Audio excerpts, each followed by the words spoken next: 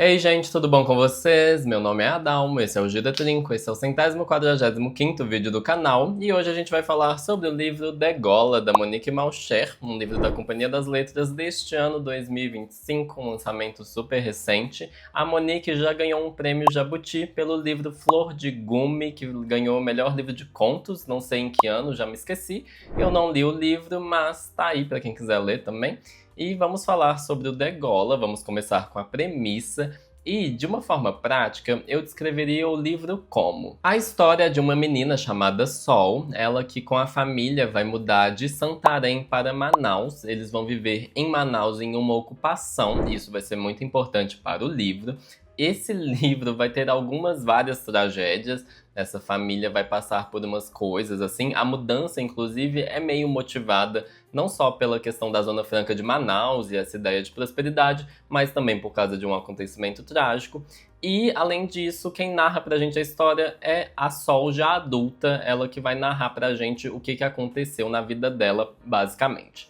Agora, de uma forma mais poética, como que eu descreveria sobre o que se trata o Degola? Eu vou até ler o que eu escrevi, vamos lá. Sol é uma personagem cujos limites, cujas margens, membranas, bordas foram rompidas repetidamente ao longo da infância, e ela entende isso e quer, apesar da dificuldade, aprender a se impor mais, a se pertencer.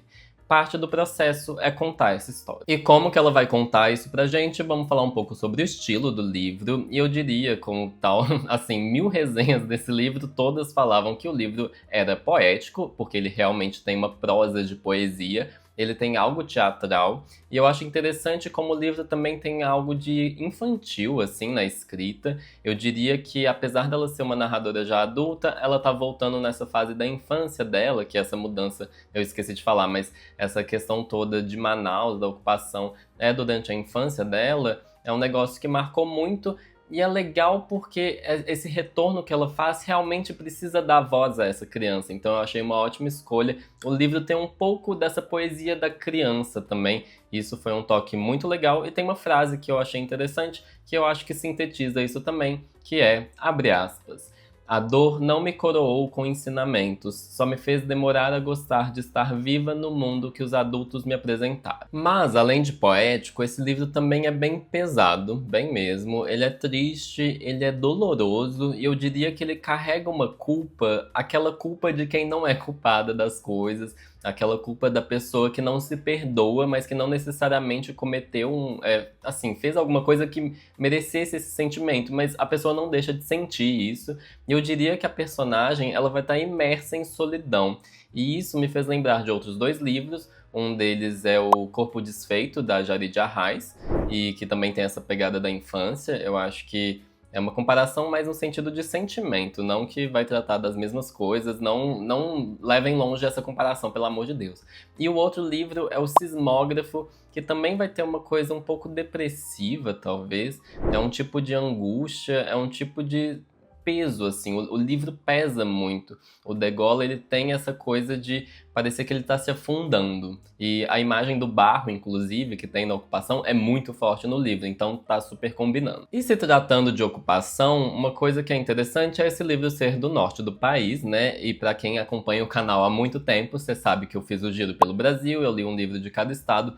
E o norte, gente, foi o mais difícil, disparado, de se encontrar literatura, de se encontrar livros. E é claro que a gente tem grandes nomes. Eu amei Milton Raton, por exemplo, é alguém que tá aí cotado pro Nobel de Literatura e que veio ali do Amazonas, né? Ele nossa, um puta escritor, não esqueço Dois Irmãos tão fácil. Mas assim, teve estado que foi muito difícil achar um livro que fosse, mesmo que fosse de poesia. A gente sabe que o Tocantins não tem muita gente, o Tocantins não tem nem 40 anos de idade, mas enfim, o livro Ser do Norte trouxe uma coisa muito interessante, que foi essa visão de um lugar que é meio... Não é que ele é sem lei, mas ele tem um pouco dessa coisa, ainda mais que o livro se passa mais antigamente, assim, ele tem essa coisa de um lugar em que se cria a lei de acordo com as demandas que surgem ali e que tem uma exploração, tem uma questão de ambientalistas. Para quem não sabe, o Brasil é o país, acho que esse dado não deve ter mudado nos últimos 2 anos, sei lá, porque eu pesquisei isso eventualmente, mas o Brasil é o país que mais mata ambientalistas no mundo, pessoas que defendem causas ambientais, e isso vai estar no livro também, porque essa ocupação, obviamente, vai ter algo político. A gente sabe que tem uma questão capitalista de moradia, do que significa uma casa, do que significa um lar, e eu achei interessante, e essa lei própria que tá ali, que as pessoas vão sendo submetidas a ela. Tipo, qualquer organização de pessoas vai eventualmente precisar de algum tipo de regimento, assim, para as pessoas agirem, né? Mas é um trem que mexe com a cabeça de cada um.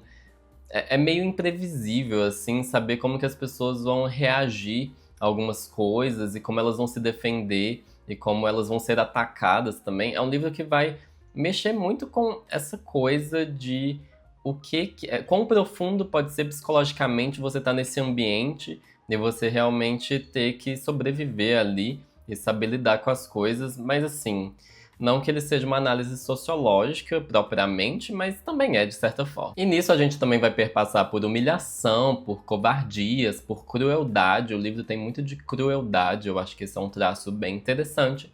Mas, infelizmente, aconteceu um negócio na minha leitura que eu não sei nem muito bem descrever o que é, mas demorou a bater o livro. Eu escrevi aqui no roteiro que eu fiquei batendo cabeça com a escrita e foi um negócio que o livro me perdia muitas vezes. Eu precisei ler umas partes em voz alta para conseguir fazer fluir o negócio. E eu não sei bem o quanto isso foi pessoal ou não.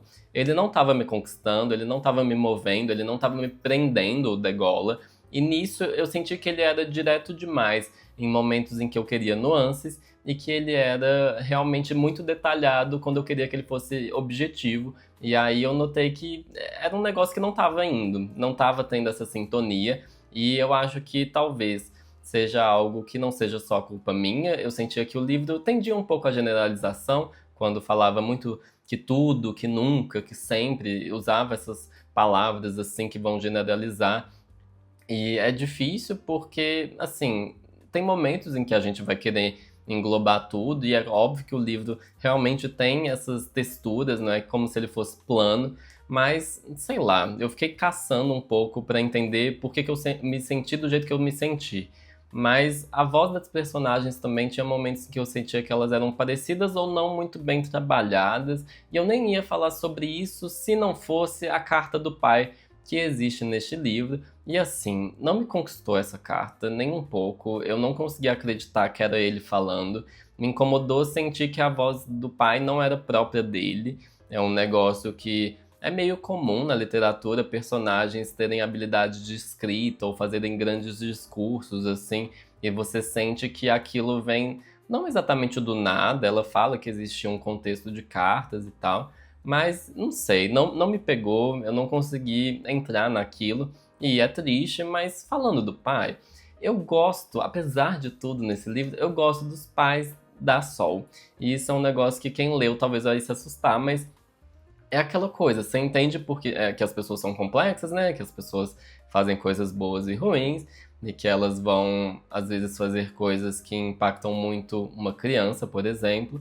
Mas eu acho que eu digo mais como personagens. Eu acho personagens interessantes, mas a mãe dela é muito interessante porque ela chama Joana e ela é chamada de Joana no livro, ela não é chamada de mãe, mesmo que a narradora seja a filha. E isso, obviamente, tem um motivo. O pai também é chamado de Alfredo, e ele chama Alfredo, né? Ele não vai ser chamado de pai. É um negócio que eu vou falar mais da mãe porque a relação entre elas é mais complexa e vai se complexificando. Isso eu achei muito bacana porque é um tipo de livro que você sente muita raiva da mãe, mas você entende muito que ela fez o que ela conseguia fazer. E é aquele tipo de coisa que ninguém é culpado, essa coisa da culpa que eu já falei, ninguém tem essa culpa. E é um negócio que eu escrevi no roteiro que a mãe e Deus estão no mesmo lugar nesse livro. Em que sentido? A figura de Deus está ali presente, é um negócio que a menina que está narrando pra gente, ela não acredita em Deus porque ela se sente abandonada, e é uma coisa que ela é meio que a mesma coisa da mãe, tipo, ela sente a mesma coisa, a menina questiona o abandono dessas duas figuras muito importantes na vida dela, e aí ela fica muito sem chão. E como que elas se entrelaçam nessa história, eu não vou me aprofundar mais, porque eu sinto que seria um pouco spoiler já, mas eu vou ler um trecho aqui na página 136, vamos abrir o livro, crianças, vamos lá, turma. Abre aspas, o trecho é o seguinte, um trecho que ela está se referindo à mãe, inclusive. Abre aspas.